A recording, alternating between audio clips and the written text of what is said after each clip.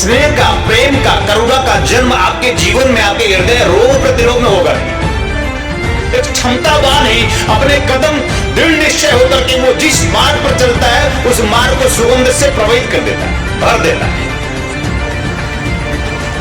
स्नेह से भर देता है, अपने सुगंध से भर देता है, अपने प्रेम से भर देता है, अपने प्रभाव से भर देता है और पूरी पूरी तरह वो गंगा होकर बढ़ता है, दिव्यता से, पवित्रता से पूर्ण होकर इस संसार में चलायमान होता है। क्षिति, जल, पावक, गगन, शमीरा, ये पंच तत्व शिष्य है, अस्थाई है, स्थिर है, अपने आप में चैतन्य है, जागृत है, जाज्वल्यमान है और उसी पंच तत्वों से बने हम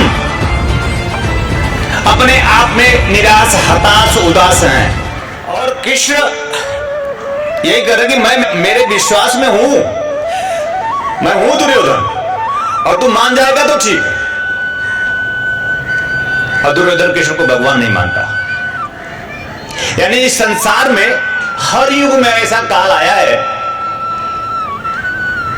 कि भगवत्ता को उपलब्ध हुआ। आप तो मानते हैं, आप तो सभी लोग मानते हैं कृष्ण भगवान, पर दुर्योधन नहीं मानता।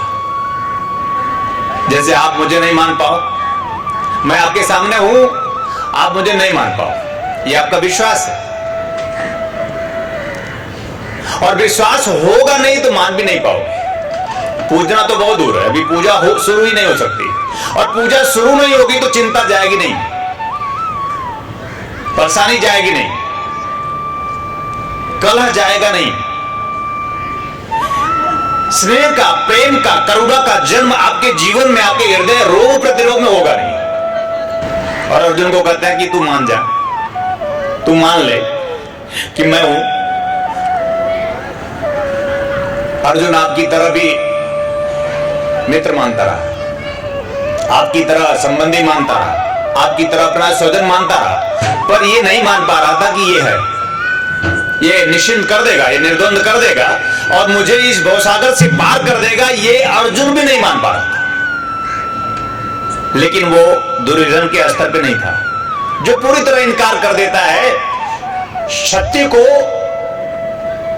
वो दुष्प्रवृत्ति से युक्त दुर्योधन नाम से जाना जाता है। दुर्योधन कोई व्यक्ति विशेष नहीं है, हर व्यक्ति में दुष्प्रवृत्तियां हैं, वो दुर्योधन है। जिसमें जिसमें भी दुष्प्रवृत्ति है, दुर्विचार है, दुर्योधन है। और सत्य को जो पूरी तरह से इनकार कर देता है, गुरु ब्रह्मा, गुरु विष्णु, गुरु देवो महेश्वर, महेश्वर और कोई होता नहीं है। और श्लोक मेरे बाप ने तो बनाया नहीं कि बेटा वो आज कर रहा है। 11,000 साल हो गए इस श्लोक के, पर निष्ठा नहीं है, दृढ़ निश्चय नहीं है, विश्वास नहीं है, श्रद्धा तो बिल्कुल नहीं।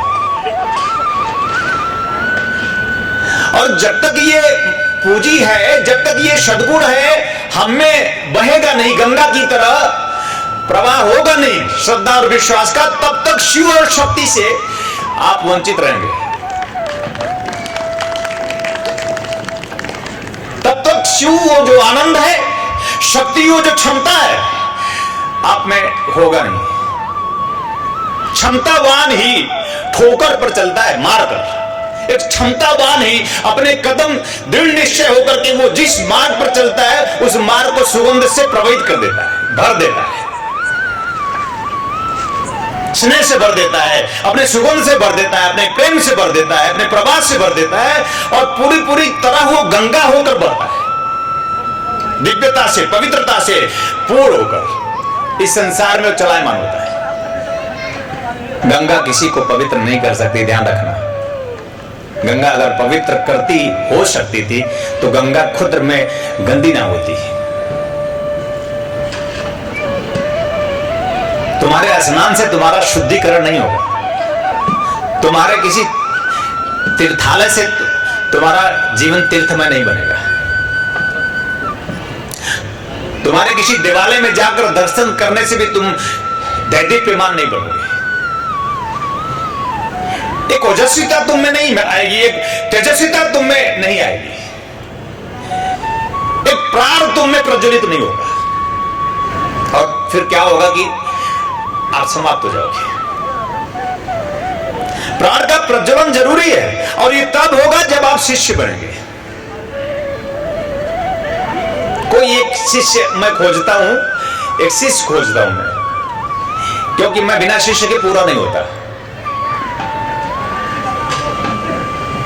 और आप में वही अपना चिंतन जो 10 साल पहले था, आज भी वही है। जिस तरह से 10 साल पहले आप रो रहे थे, गिड़गिड़ा रहे थे, आज भी वैसे ही, कुछ बदला नहीं है, रोते और गिड़गिड़ाते रहते हैं। एक स्थिरता नहीं है,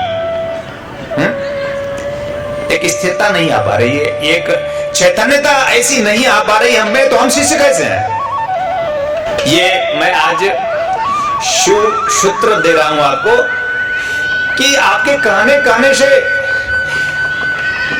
शिव शक्ति चैतन्य नहीं होगा, आपके दर्शन करने से भी शिव शक्ति चैतन्य नहीं होगा। शिव आनंद स्वरूप, शिव जीव, और जीव दुखी है, जीव चिंतित है, जीव परेशान है, जीव रो रहा है, जीव गिड़ा रहा है, जीव मरेगा नहीं, हर पल मर रहा है। मरेगा क्या? मर ही रहा है, और जीव मरते मरते मरते एक दिन मर जाता है। क्यों? क्योंकि जीव आगे बढ़कर शिष्य नहीं बना। शिष्य वो जो श्रद्धा विश्वास से परिपूर्ण होकर लबालब भर जाता है। क्षिति, जल, पावक, गगन, शमीरा, ये पंच तत्व शिष्य है, अस्थाई है, स्थिर है, अपने आप में चैतन्य है, जागृत है, जाज्वल्यमान है। और उसी पंच तत्वों से बने हम अपने आप में निराश, हताश, उदास हैं। कहा नहीं जाता कि इस बाप का ये बेटा है तो बाप पूरा है, इस बेटे को देखकर इसके बाप का एहसास लगाया जा सकता है, इस शिष्य को देखकर, इस गुरु का, कमल को देखकर भगवान निखिल का एहसास किया जा सकता है कि क्या प्राण है, क्या एक ओज है, क्या एक तेज है, क्या एक चमक है, क्या एक दमक है, क्या एक आभा है, क्या एक आनंद है, क्या एक गुरूर है।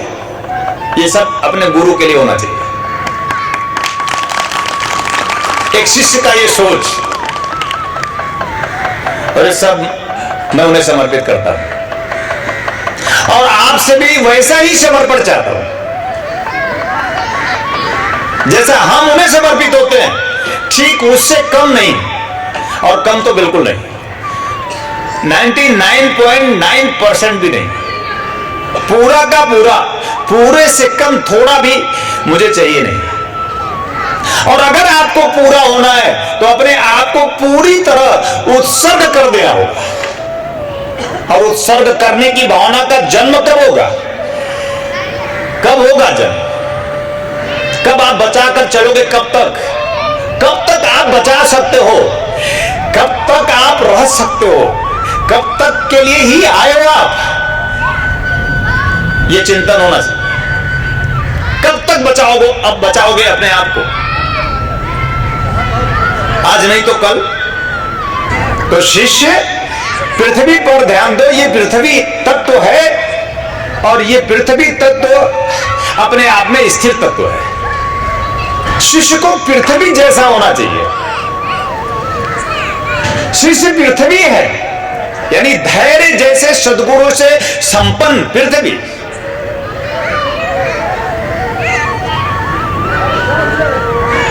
इसलिए से मां कहा जाता है कि कितना सहती है,